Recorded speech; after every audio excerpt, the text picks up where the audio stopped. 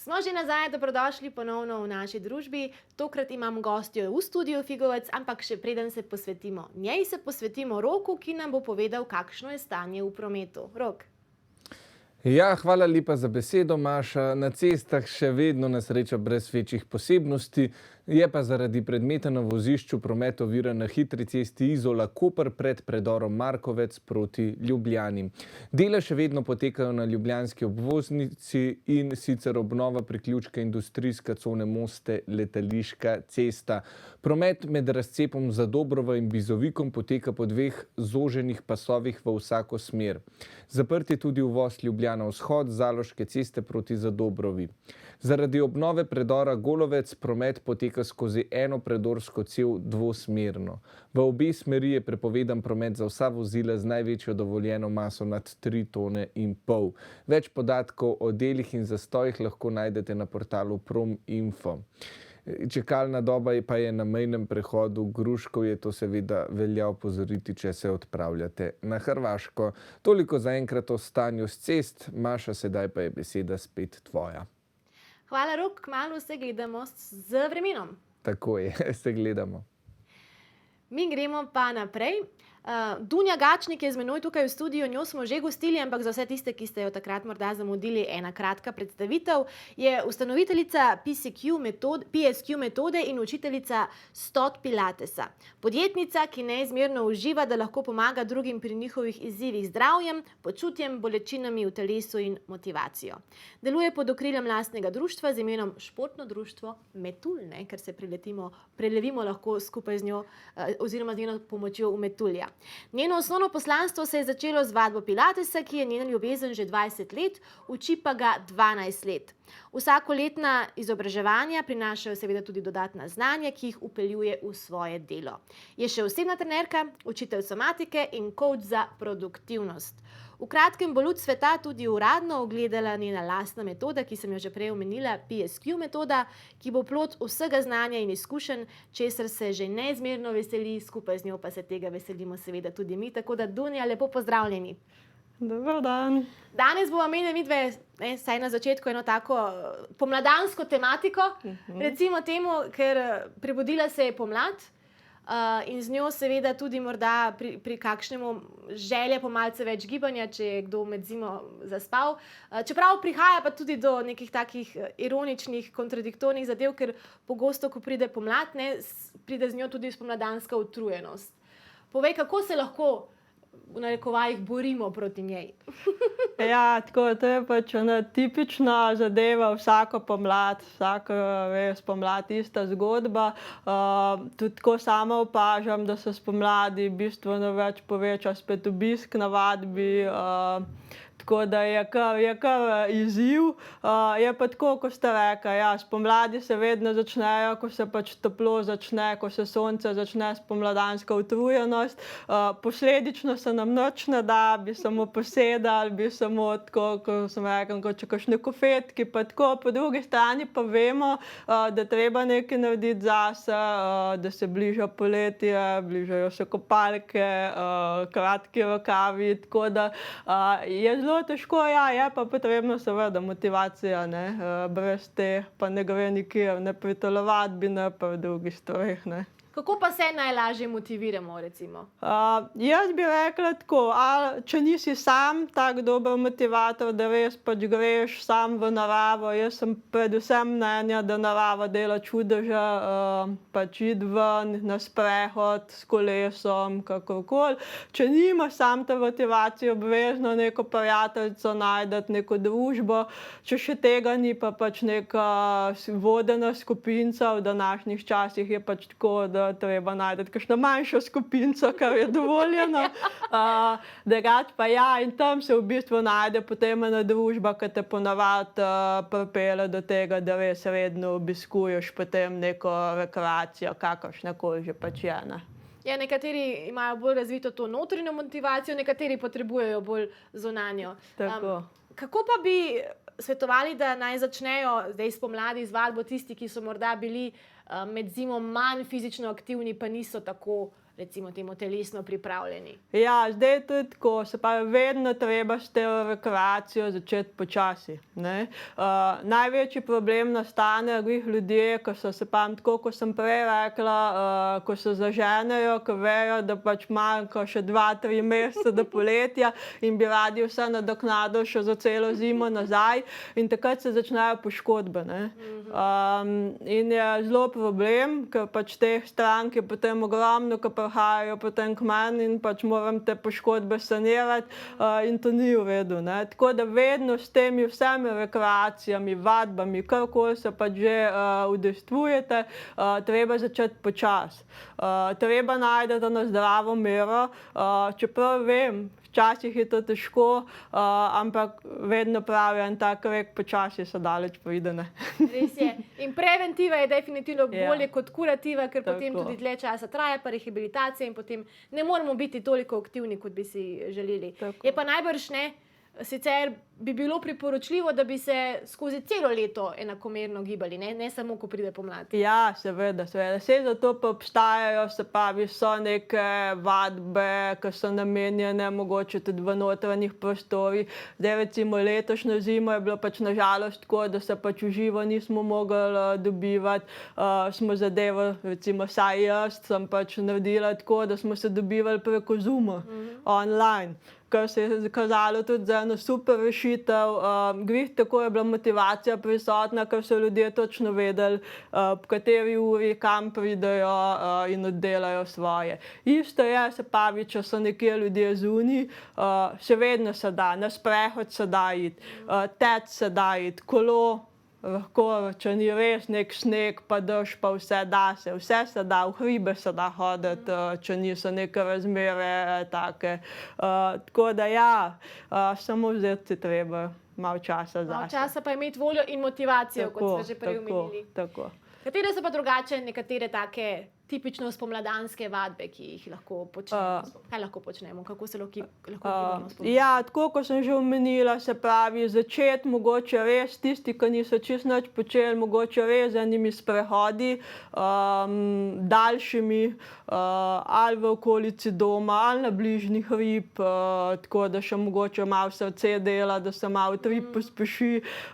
Potem kolo, seveda, kolo je zelo ena zdrava zadeva, tudi za kakšno postrehabilitacijo, nekdo, ki ima neke težave. Potem tek. S tekom je treba začeti počasi. Tek je zelo ena taka zadeva, ko se ljudje zaženejo, pa potem zelo hitro pride lahko do kakšnih poškodb kolen. Ja, sploh ko tečemo po asfaltu, ne? Pa Ja, to je še sploh najslabše, zato je itak najboljše je teči v naravi, se pravi po zemlji, pesku. Ja, potem gležnji so recimo problem, tako da ja, to treba pa res počasi in seveda obvezno se ogreti, ne. Ne kar takoj gremo teč. Ja, ker pač ljudje najlažje pridejo iz hiše, bloka ven, ura prižge, črta, ne, leti, ne, ampak to je najslabše, ne. Katere so pa tiste primerne ogrevalne vaje?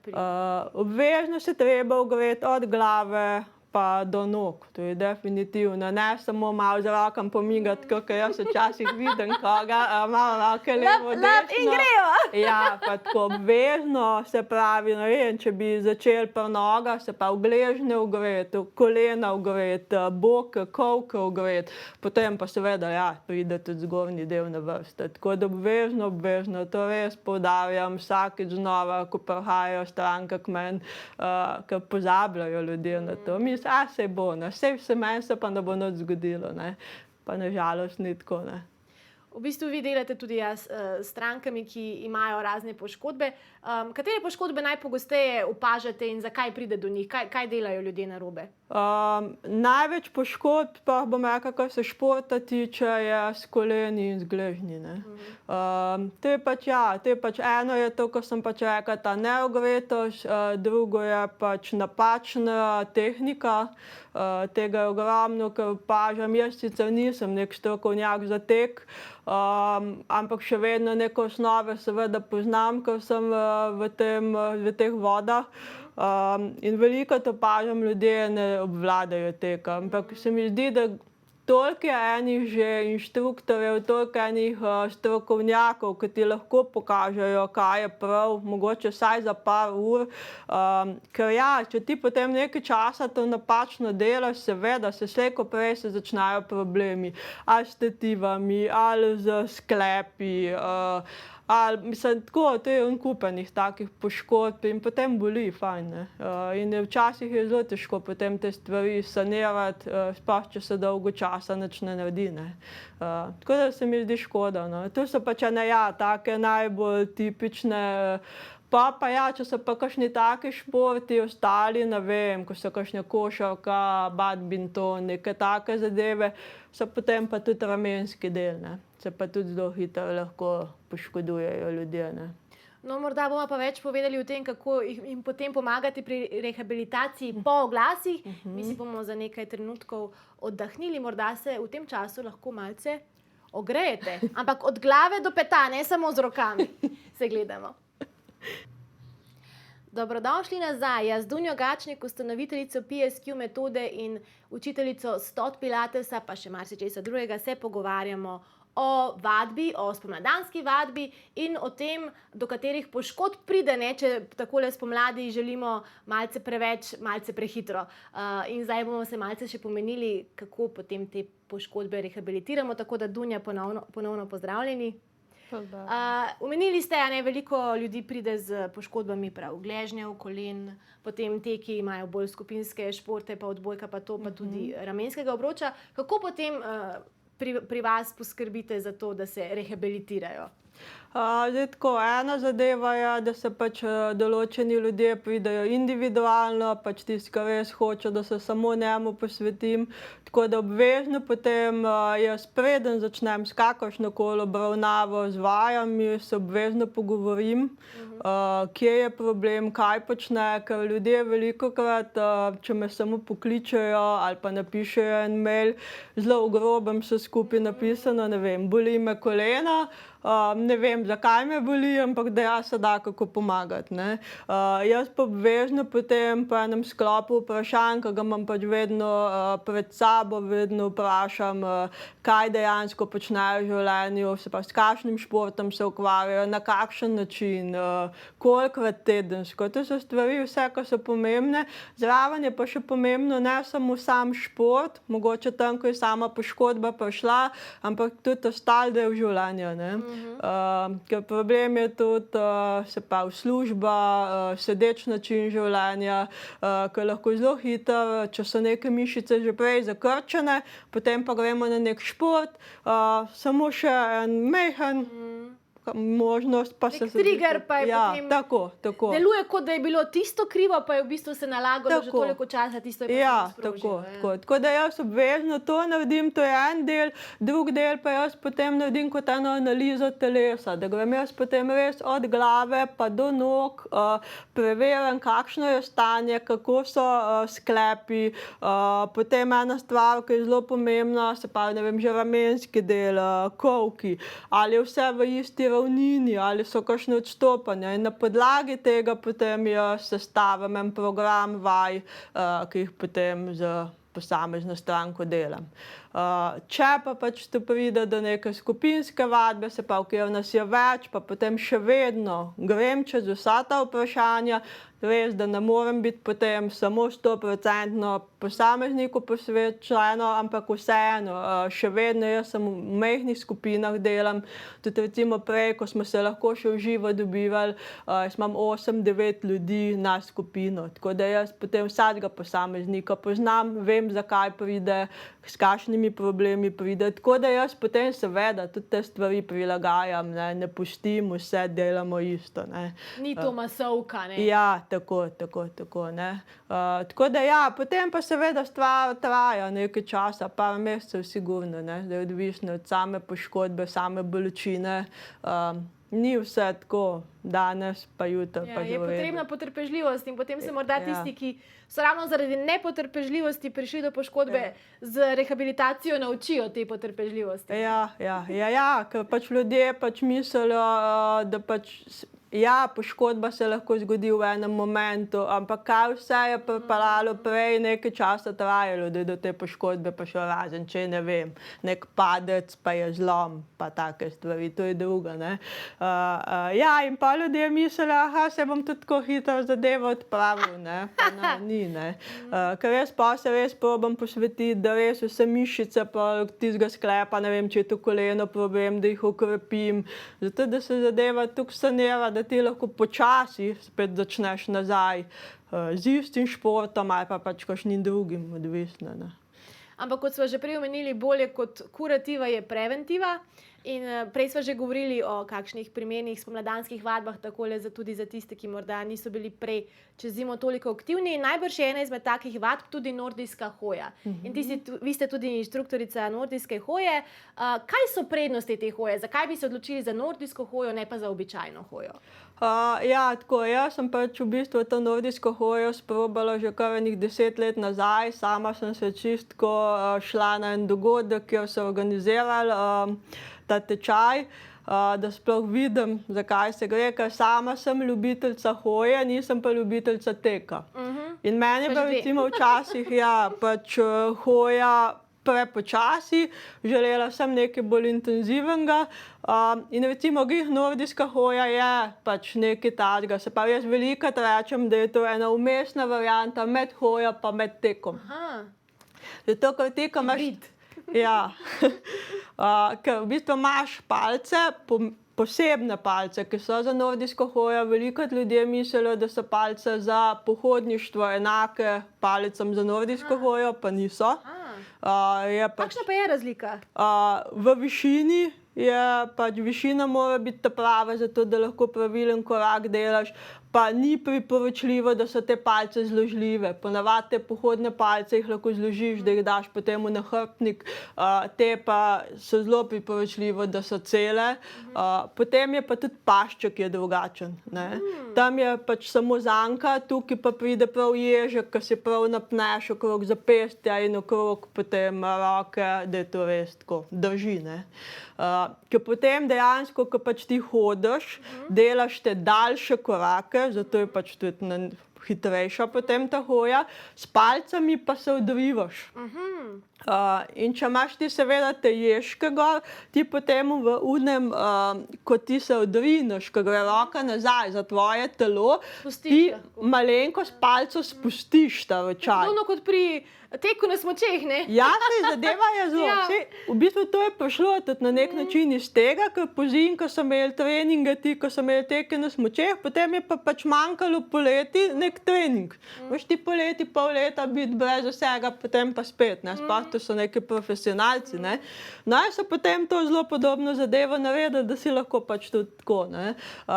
Ja, in seveda, ne? Zato je pomemben tudi ta pašček, da se potem ti odrivaš. In ko se ti odrivaš, seveda, da greš tudi hitrej, ne? Ampak je pa seveda pomembno, da ti tega ročaja ne držiš z vso močjo, ne. Jaz se velikokrat na tečajih pohecam, da držiš ta ročaj, kot da imaš enega vrabčka v roki. Ne smeš ga preveč stisniti, da ne bo umrl, ne smeš pa premalo, ker ti bo šel, ne. Dobro. Ja, tako da ja, in posledično seveda je potem ta zadeva bistveno bolj intenzivna, hitrejša, kakor navadna hoja, ne. Moram pa eno stvar recimo reči, zakaj je tudi dobra ta nordijska hoja. V ogromno zdraviliščih jih uporabljajo tudi za rehabilitacijo, se pravi po poškodbah, po raznih operacijah, ravno zato, ker imaš ti te palce, ni vsa teža in ves napor, ki ga imaš, recimo to so ponavadi kakšni kolki kolena, take stvari, nimaš ves napor potem na nogah, si pomagaš in na ta način počasi začneš s to rehabilitacijo, ne. Zato je tudi ena taka dobra stvar tega, da tudi tisti, ko imajo neke težave ali pa ko so po operaciji, po kakšni poškodbi, lahko s tem načinom začnejo in počasi spet pridejo nazaj v formo, ne. To je zelo dobro, ne. Kako pa izgleda tečaj nordijske hoje? Ker kdo bi si mogoče mislil, dobro, vzamem palce pa grem, saj je to, ne? Ja, jaz v bistvu tako, jaz ponavadi naredim kar 3-urni tečaj. Ponavadi tle zdaj v Ljubljani se pač dobivamo kar na poti spominov, ker se mi zdi ena taka luštna zadeva, sploh ker ni asfalt, se pravi, so neka mehka površina. Potem pa seveda nekaj časa delamo brez palc, da jih sploh naučim, kakšen korak, tako potem počasi grejo palce gor, se sprehajamo malo par korakov naprej, par korakov nazaj. Potem pa, ko se majčkeno tam po enem dobri pol uri osvoji tiste osnovne stvari, se pa gre počasi hoditi. In potem jaz vmes seveda skačem, popravljam, opozarjam, kaj je prav pa kaj ne. Nekje tam po 3 urah naj bi vsak osvojil vsaj tiste osnovne stvari, seveda je pa potrebna potem praksa, ne. Osvojil toliko, da lahko potem brez problema gre sam Tako. na nordijski pohod, recimo temu tako. Ja, ker se mi zdi to pač ena super stvar, se pravi, načeloma bi šel lahko človek tudi po pločniku pa vse, zato ker te nordijske palce imajo spodaj, se pravi, za po trdih površinah, kakor je asfalt, beton, imajo na take gumaste čepke in to daš v tem primeru gor, če hodiš po takih površinah. Dodatno nastavek. Ja, zato da ne, ko se odrineš, da nas podmakne palce, ne. V primeru takem, ko imamo mi tečaje, se pravi, če je to nek pesek, če je to travnik, da imate neke take površine ali pa ne vem, na golovc, neke take zadeve, se pa da ta čepek dol, je pa špica. Ta špica se pa potem zapikuje lahko v zemljo, ne. Tako da potem je možnosti nešteto. Se pravi, če nimaš veliko časa, pa če si nekje v mestu, v nekem urbanem okolju doma, greš lahko tukaj okrog za pol urice, če imaš več časa, pač greš v naravo, ne. In te palce ne vzamejo veliko prostora, tudi če se z avta nekam zapelješ, daš v avto in šibaš. So zelo priročni. Ja, tako.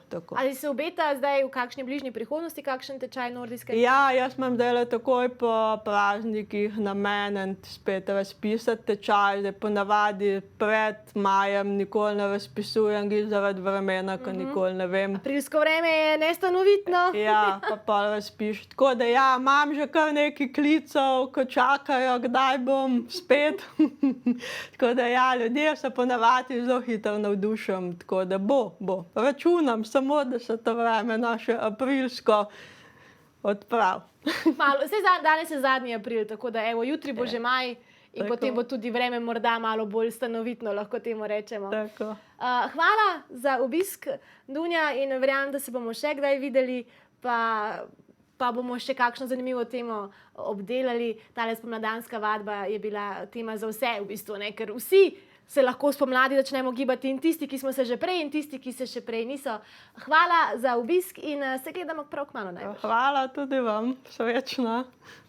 Mi gremo pa zdaj v oglase, po oglasih pa nam bo Rok zaupal še zadnjo porcijo aktualnih novic prometa in vremena. Se gledamo.